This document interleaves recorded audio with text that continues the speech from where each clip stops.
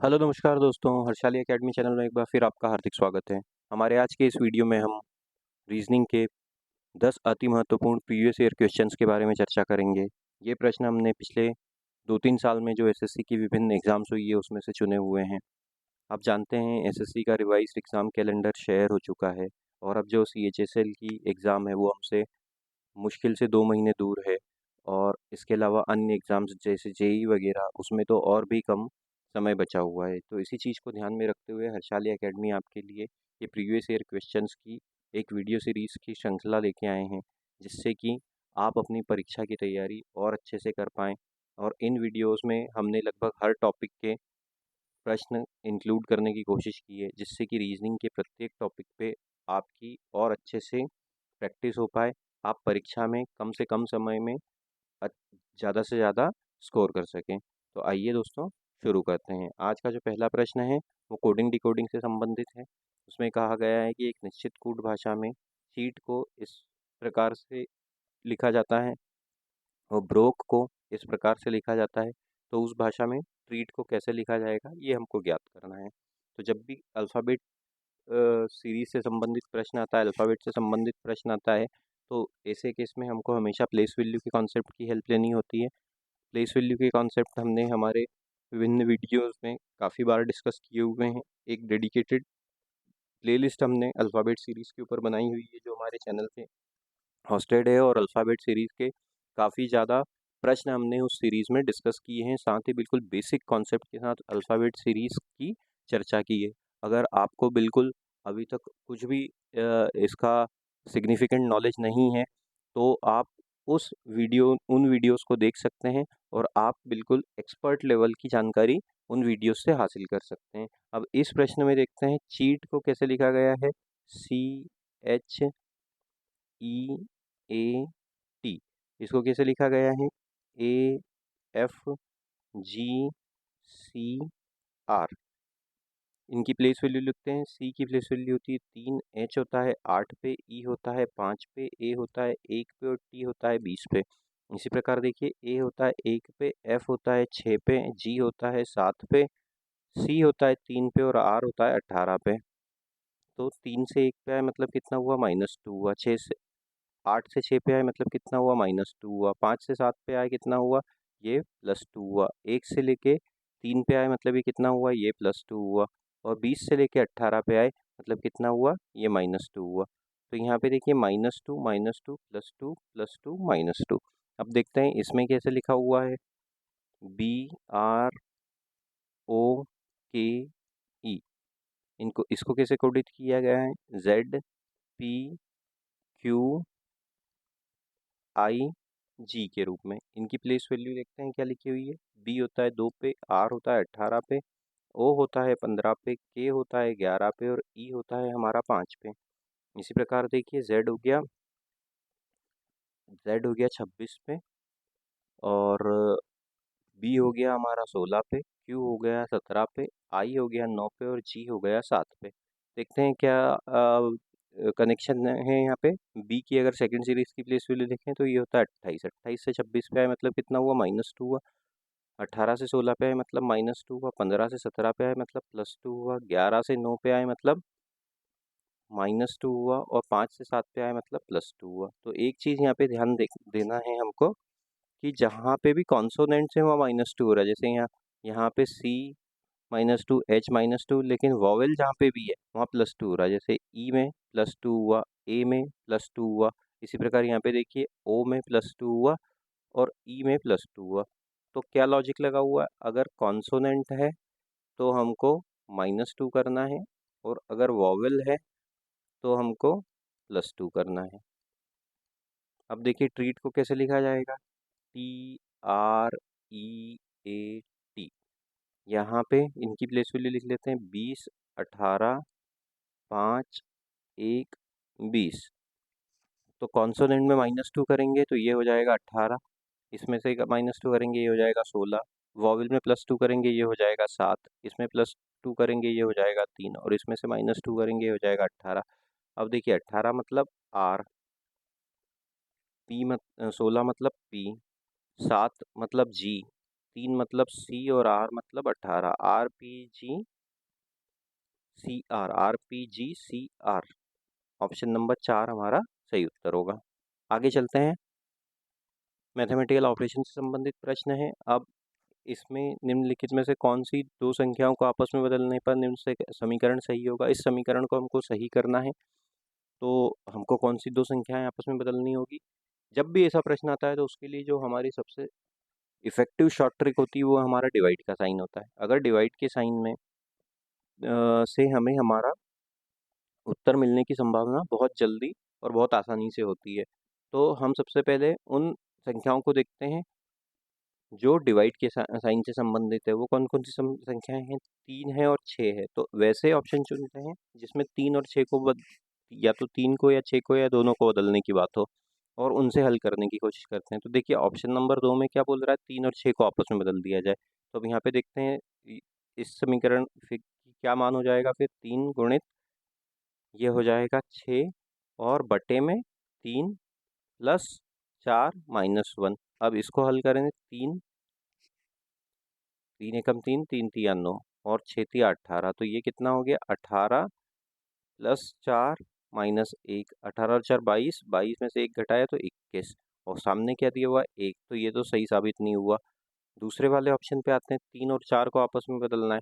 तो 3 और 4 को आपस में बदलते हैं तो देखते हैं 9 गुणित 3 की जगह हम लिख देंगे 4 और डिवाइड में आ जाएगा 6, डिवाइड में हो जाएगा 6 प्लस अब 3 की जगह यहाँ पे क्या आ जाएगा, 4 की जगह 3 आ जाएगा माइनस 8। अब हल कर लेते हैं। ये कितना हो जाएगा 2, ये हो जाएगा 3, ये हो जाएगा 1, ये हो जाएगा 2। तो कितना हो गया ये 3 दूना 6 प्लस 3 माइनस 8, 6 और 3 9 माइनस 8 बराबर 1 और सामने क्या दिया हुआ है 1। तो हमें इस ऑप्शन से हमारा उत्तर सही मिल गया। ऑप्शन नंबर 3 हमारा सही उत्तर होगा। आगे चलते हैं दोस्तों। नंबर सीरीज दी हुई है। अब प्रश्नवाचक चिन्ह के स्थान पे कौन सी संख्या आएगी ये ज्ञात करना है हमको। ये देखिए यहाँ पे जब भी संख्याओं के बीच में अंतर काफ़ी ज़्यादा बड़े अंतर से होता है तो हमें हमारा उत्तर प्लस या माइनस से, और अगर संख्याएं एक दूसरे से छोटे अंतर से बड़ी या छोटी हो रही है तो हमें हमारा उत्तर गुणा या भाग से मिलता है। अब देखो यहाँ पे क्या दिया हुआ है, 17 से 57 पे आए, उसके बाद 57 से 22 पे आए, 22 से 52 पे आए। एक और चीज़ है, ध्यान देकर देखें तो यहाँ पे हमको ये दिख रहा है कि अगर अल्टरनेट सीरीज पे हम चलें तो हमें हमारा उत्तर मिल सकता है। 17 से 22 पे आए मतलब +5 हुआ, 57 से 52 पे आए मतलब कितना हुआ, ये -5 हुआ। तो 17 से 22 +5, 22 में अगर +5 करेंगे तो क्या हो जाएगा, 22 में +5 करेंगे तो ये 27 हो जाएगा। और इसी प्रकार यहाँ पे देखिए 52 से 47 पे आए मतलब -5 हुआ। तो ये 22 से +5 करेंगे तो 27 होगा। ऑप्शन नंबर 4 हमारा सही उत्तर होगा। सिर्फ ये हिंट थी हमारे यहाँ पे कि अल्टरनेट सीरीज जैसे ही हमने देखी तो हमें हमारा उत्तर मिल गया। आगे चलते हैं। अब दी गई आकृति में त्रिभुजों की संख्या ज्ञात करनी है। तो जब भी इस प्रकार की एक दो शॉर्टकट जो त्रिभुज काउंटिंग में यूज़ किए जाते हैं वो क्या होता है कि अगर इस प्रकार की आकृति हो, एक त्रिभुज हो और उसमें से एक कोण कोण से एक रेखा सामने वाली भुजा पे जा रही हो, तो इसी केस में हम इस प्रकार से नंबरिंग करते हैं। ये हो गया 1, ये हो गया 2 और कुल त्रिभुजों की संख्या क्या हो जाती है इसमें, इन दोनों नंबर्स को आपस में जोड़ देते हैं। 1 + 2 बराबर 3। अगर इसी प्रकार से ये ऐसी आकृति हो, ये यहाँ पे इस प्रकार से होता तो हम क्या करते हैं, यहाँ पे 3 कर देते हैं और इनको आपस में जोड़ते 1 धन 2 धन 3। तो ये कितना हो जाता है 6। ये इस प्रकार का लॉजिक यहाँ पे लगता है। तो अब यहाँ पे इस प्रकार की आकृति कहाँ पे दिख रही है, देखिए एक तो ये दिख रही है, ये वाली आकृति। तो इसमें त्रिभुज कितने हो जाएंगे, 1 2 3, यहाँ पे 3 त्रिभुज हो जाएंगे। उसी प्रकार एक आकृति ये दिख रही है दोस्तों, इसमें एक सामने वाली रेखा पे, अब देखिए ये यहाँ पे ये 3 हो गया, ये 3 और 3 6 त्रिभुज तो ये हो गए दोस्तों। अब मैं कलर बदल लेता हूँ। उसके बाद और कौन कौन से त्रिभुज हो सकते हैं, एक ये, एक ये बड़ा वाला त्रिभुज और एक ये, तो 3 त्रिभुज ये मिल गए हमको। और इसके अलावा जो सबसे बड़ा वाला त्रिभुज है ये वाला, तो अब एक त्रिभुज ये हो जाएगा, तो 3 तिया 9 और एक 10। ऑप्शन नंबर 2 हमारा सही उत्तर होगा। अब आगे चलते हैं अगले प्रश्न की ओर। ब्लड रिलेशन से संबंधित प्रश्न है। अब हमें फैमिली ट्री बनाना होगा। तो जब भी ऐसा प्रश्न आता है तो हमें सबसे पहले क्या करना चाहिए, ऐसे प्रश्न को अपनी खुद की फैमिली पे इम्प्लीमेंट करके देखना चाहिए, इस्तेमाल करके देखना चाहिए। हम हमारा उत्तर जल्दी से ज्ञात कर सकते हैं। और इसमें जो हम सिंबल्स यूज़ करते हैं वो क्या होते हैं, अगर ब्रदर और सिस्टर है तो हम हॉरिजॉन्टल वन साइडेड एरोज को यूज़ करते हैं इस प्रकार से। अगर मदर या फादर है तो हम वर्टिकल वन साइडेड एरोज को यूज़ करते हैं इस प्रकार से। अगर हस्बैंड या वाइफ है तो हम हॉरिजॉन्टल टू साइडेड एरोज को यूज़ करते हैं ऐसे। और अगर मेल है तो हम प्लस के साइन का यूज़ करेंगे, और फीमेल है तो हम माइनस के साइन का यूज़ करेंगे। अब कैसे देखते हैं यहाँ पे कैसे फैमिली ट्री बनेगी। रंजन रितेश के पिता हैं जो सनी के नाना हैं, तो रंजन, ये हो गया रंजन। ये किसके पिता हैं, ये पिता हैं रितेश के, ये हो गया रितेश। रितेश जो सनी के नाना है, सनी के नाना है मतलब अगर ये व्यक्ति किसी का नाना है तो वो कैसे कैसे हो जाएगा, इनकी जो पुत्री है उनका बेटा हो जाएगा, रितेश की जो पुत्री है उनका बेटा हो जाएगा। तो ये रितेश की पुत्री मान लेते हैं, यहाँ पे है, ये रितेश की पुत्री है। और पुत्री का बेटा कौन हो जाएगा उस केस में, सनी हो जाएगा, ये सनी। अब यहाँ से ये साबित हो रहा है कि रितेश सनी के नाना है। अब देखिए, दक्षिता रीमा की पुत्री है। एक स्टेटमेंट ये आ रहा है हमारे पास, हम यहाँ लिख लेते हैं। दक्षिता जो है वो किसकी पुत्री है, वो रीमा की पुत्री है, ये रीमा हो गया। शिखा रीमा की सास है, शिखा जो है वो रीमा की सास है। तो अब यहाँ पे ये रीमा है और रीमा की सास कौन हो जाएगी, रीमा का जो पति है, मान लेते हैं ये उसका पति हो गया, ये पति। और पति की माँ कौन है, वो है शिखा, यहाँ लिख लेता हूँ मैं, ये है शिखा। रितेश शिखा का इकलौता पुत्र है। अच्छा, ठीक है।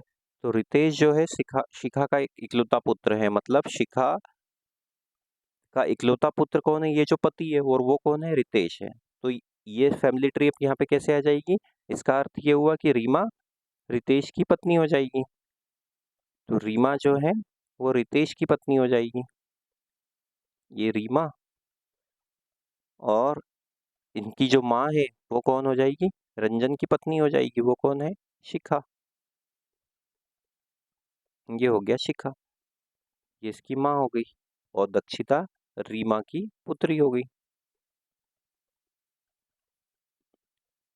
पल्लवी सनी की बहन है, सनी की बहन कौन है, पल्लवी है। हमसे क्या पूछा है, दक्षिता का सनी से क्या संबंध है।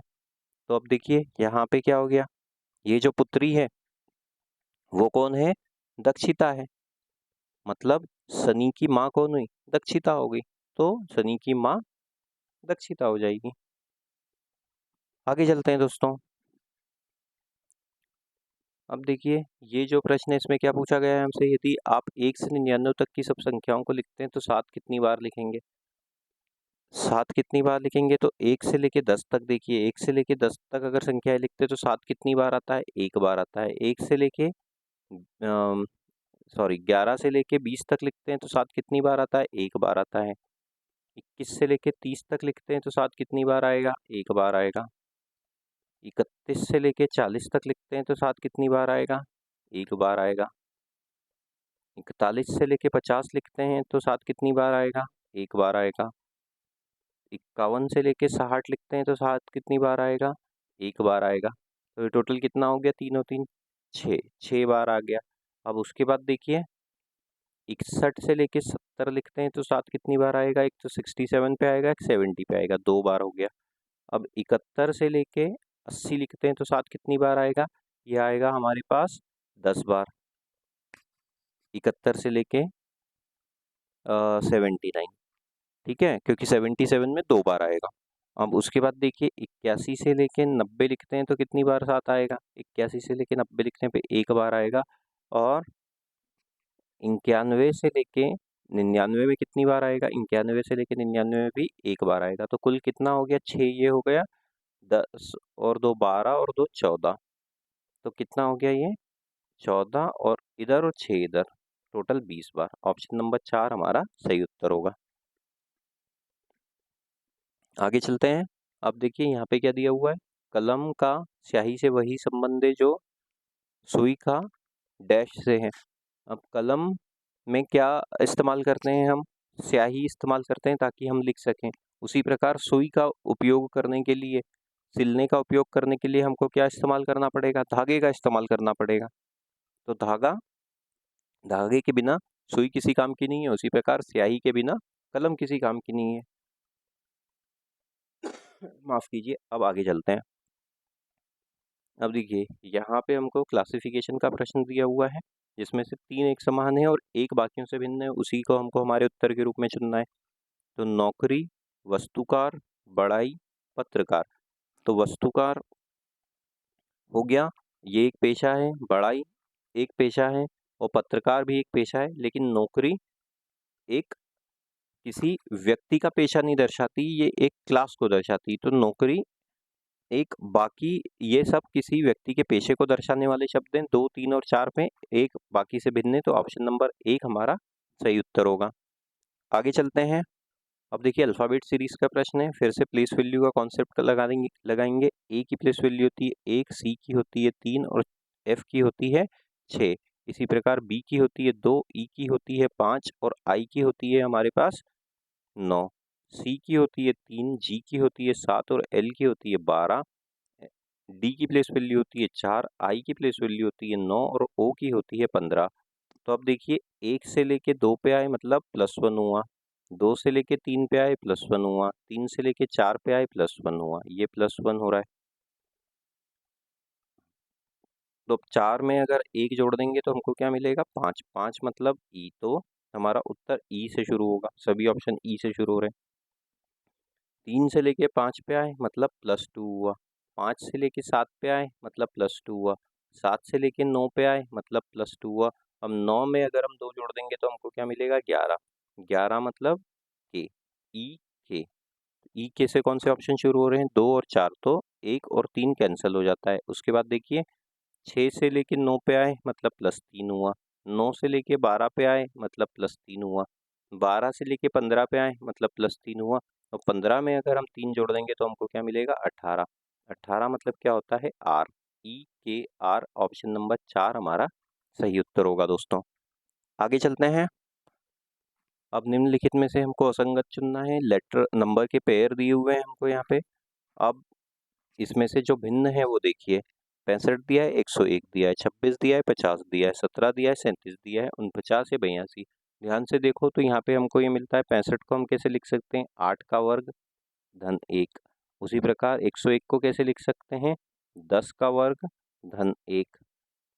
दूसरे ऑप्शन को देखिए, 26 मतलब 5 का वर्ग धन 1, 50 मतलब 7 का वर्ग धन 1, 17 मतलब 4 का वर्ग धन 1 और 37 मतलब 6 का वर्ग धन 1। लेकिन 49 क्या है, 7 का वर्ग है और 82 क्या है, 8 का वर्ग धन 1। देखने पे समझ में आ रहा है कि इसमें +1 नहीं हुआ है, तो ऑप्शन नंबर 4 हमारा सही उत्तर होगा। उम्मीद करते हैं दोस्तों ये वीडियो आपको पसंद आया होगा। इसी प्रकार के वीडियो पाने के लिए हमारे चैनल के साथ बने रहिए, चैनल को सब्सक्राइब कीजिए और इस वीडियो को अधिक से अधिक मात्रा में शेयर कीजिए। Thank you.